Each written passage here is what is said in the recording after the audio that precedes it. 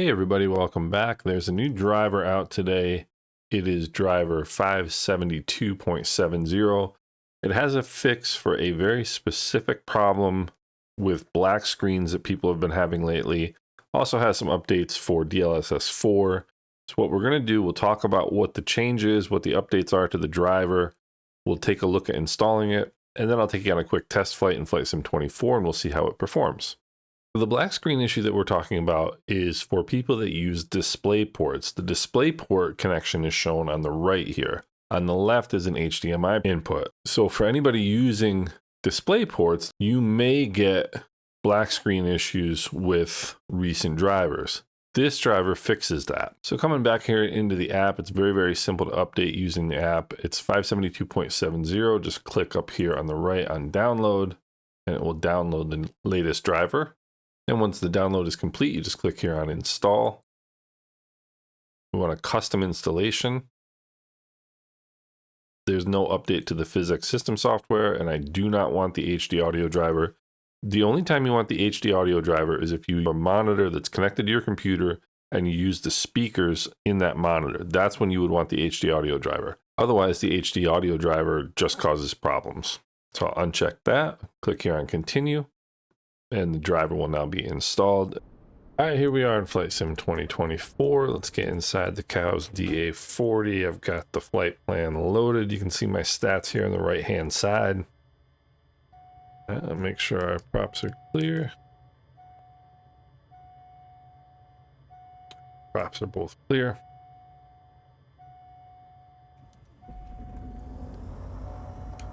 Good start on the left side.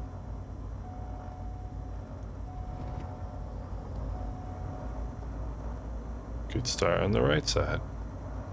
Now, the headphone simulation, I'll make things a little quieter in here. And we'll go pitot heat on there to make everything happy. And we'll release the parking brake. Taxi light coming on. And that's as easy as it is to get this airplane going. I mean, it's incredibly easy. See, it's a little bit of a cloudy day. Not a single hitch in the FPS yet. We're pegged at 60. GPU's looking good at about 60%. CPU's in the mid-20s. Running nice and smooth. Should be a pretty easy flight. All right, runway's looking clear.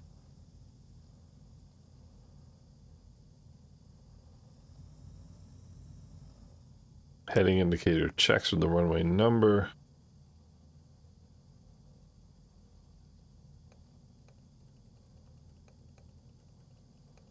Switch the heading indicator here. I want the heading bug here to southbound. Well, actually, you know what? Square it up here for departure because the it's already southbound for the nav. All right. So fuel pumps are on, flaps are set, seat belts are secure, lights are good, toes are off the brakes, power's coming in.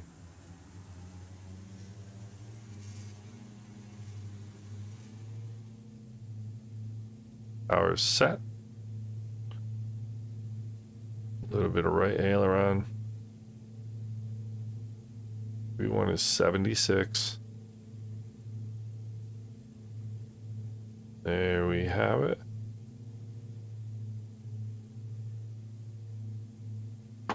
And we'll rotate towards Mary's Boon. Positive rate of climb gears coming up.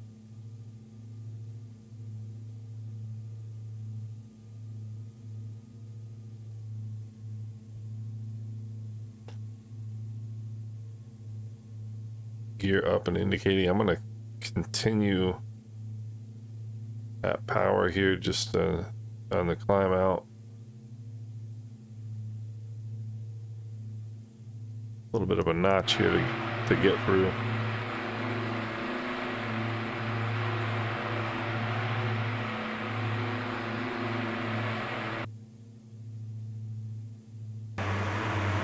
And we're motoring right along here. You can see Statia over there, St. Eustatius off the right wing. Performance has been excellent. The weather is just incredible. Guess the airplane thinks I need to have my pitot tube on, my pitot heat on, which would make some sense. Yeah, I mean, the performance is absolutely flawless. Coming up here on St. Kitts, though I don't know if we're going to see it. But it's just, even the panning is just super, super smooth. I am using the frame gen mod. I am not using auto FPS just because I don't want the performance advantage for a test like this. And I wouldn't necessarily expect to have any difficulty performance-wise right here. But once we get down to Guadalupe and Pointe-à-Pitre, we're going to have relatively complex scenery, you know, relatively complex add-on airplane, and some pretty hefty live weather from the looks of things. So we'll see how we do once we get down there. I'm expecting very, very good performance. All right, here we are coming down over top of St. Kitts, just over top of Bradshaw International Airport right now. You can see Nevis right here in the distance. As you can tell, the performance is absolutely flawless. I mean, even the panning is just super, super smooth. I do not have auto FPS engaged because I don't want the performance advantage of that. See some ships down there below us. Making our left-hand turn now southbound down towards Guadalupe. Got about 75-80 miles to get down there. Shouldn't take us too long. All right, we're coming down now over the top of Montserrat. You can see right off. Well, can't really see it because of the engine. See right here, one of the coolest little airports in the Caribbean, John Osborne International Airport. That was a really neat little airport.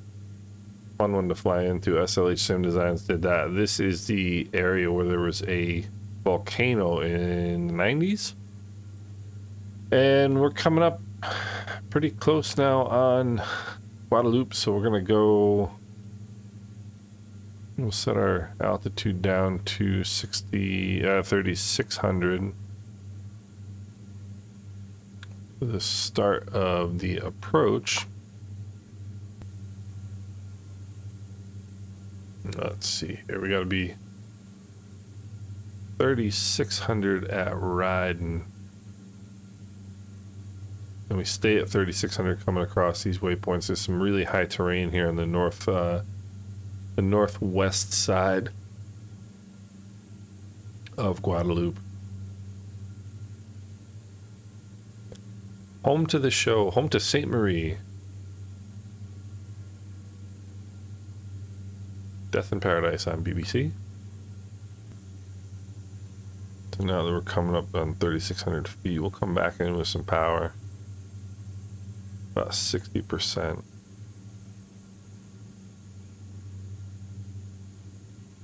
I'll let it drop. Just what I'm going to do is set the power, because in level flight, power controls your airspeed. I'm just going to let this get back to 133 knots, because 133 knots is my flap speed.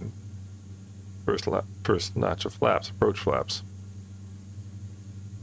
And that way, I know that I'm in flap range. Death in Paradise is filmed right over here, right on this side of the island. Beautiful view of the western coast of Guadalupe. See the clouds. The clouds are just gorgeous in this sim. Clouds are just very, very beautiful. Flight Sim 24.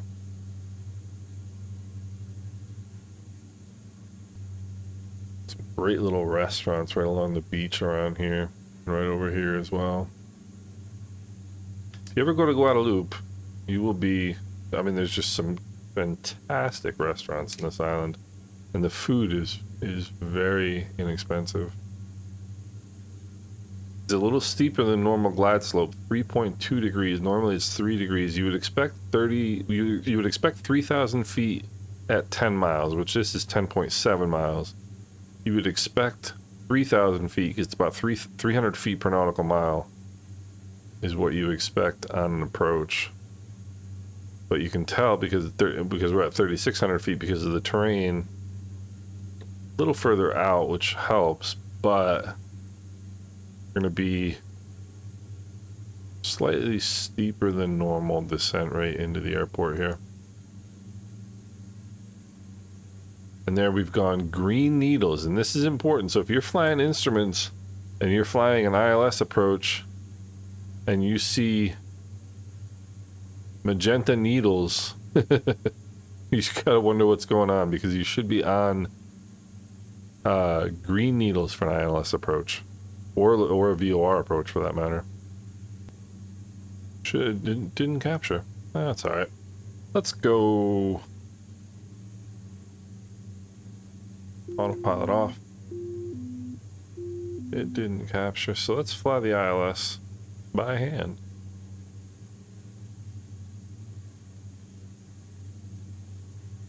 I'm gonna get us coming down probably 800-900 feet a minute here.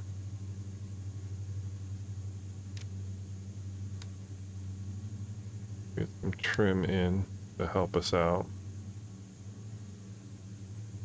Bit of a right to left crosswind bit. We'll try to keep the needles centered once we get them centered.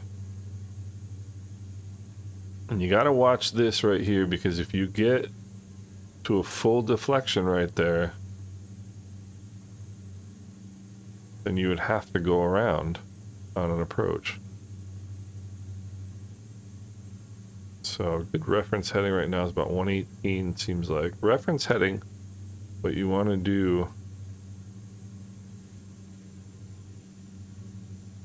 is pick, the runway heading is 116, but because we've got a right to left wind, if we fly a heading on 116, we're going to get blown off to the left. To the right, rather. No, to the left. I was right the first time. But that wind is now changed. You can see. So now, what we've got is our needles squared, pretty much.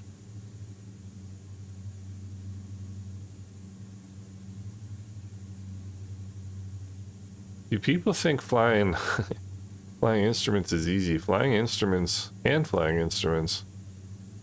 even in IMC, even in VMC rather, is not the easiest thing in the world.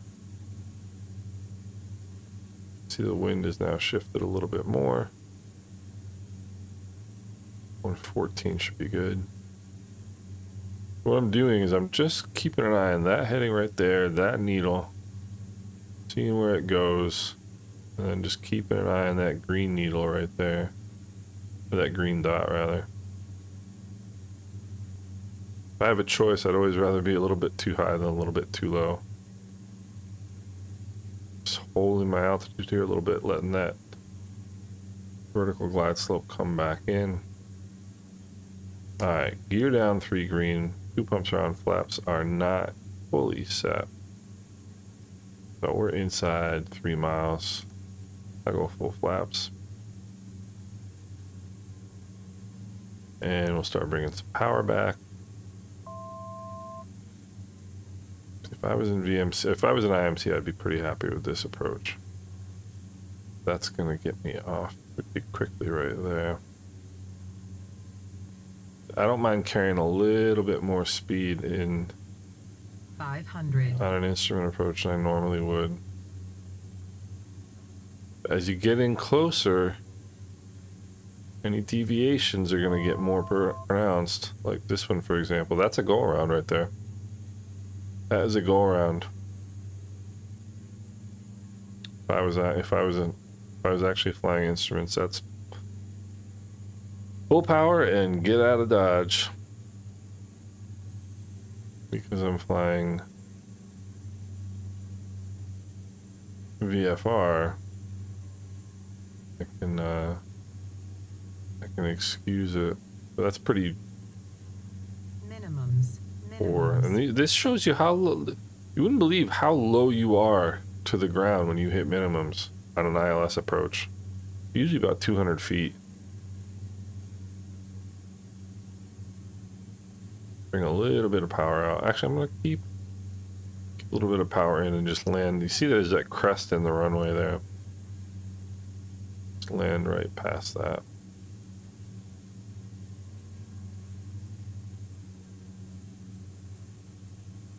Otherwise, we'll be taxiing for a week and a half here.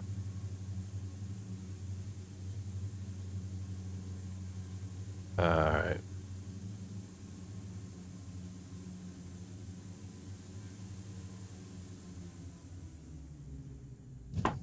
Yeah, that was a banger, wasn't it? Gee whiz. So, one of the things Kyle says to do with this airplane is to reduce the reactivity settings for the controls. The problem is for the yokes, the elevator, or yokes, the elevator, the ailerons, etc. The problem is that in Flight Sim 24, at least last I checked, you couldn't change those settings per profile. You could only set just one one reactivity setting for the entire thing. I don't even know if they have reactivity in Flight Sim 24.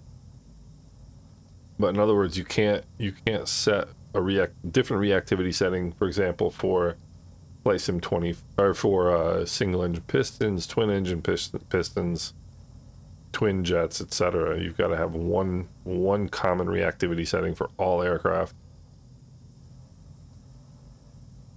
We'll pull right up here. It's an awesome rendition of this airport by SLH Sim Designs. Really, really cool airport. I like it a lot.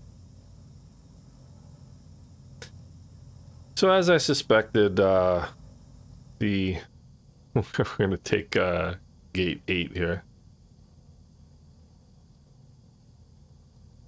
Performance is perfectly fine with this driver. Very, very similar to, if not the same, to the last one. All right, set the parking brake. We'll go engines off. We'll go lights off. We'll go flaps up so we don't make fools of ourselves. Fuel pumps coming off. Pitot heat coming off. Avionics master is off. Master and battery switch is off. Open the canopy. Here we are, and this is Pointe-à-Pitre International Airport. Usually international departures are down this end. The bathroom down here is basically always empty if you have to go to the bathroom. So, here we are. Yeah, I mean, the performance is great. Not a single hitch in the flight. Not a single stutter. The only stutter might have come from your teeth rattling out of your head from my landing, but other than that, performance is great with the driver. So I give this one a thumbs up. And for any of you with the display port, it's going to help you with the black screen issue. So I hope you guys are doing well, and we will talk again soon.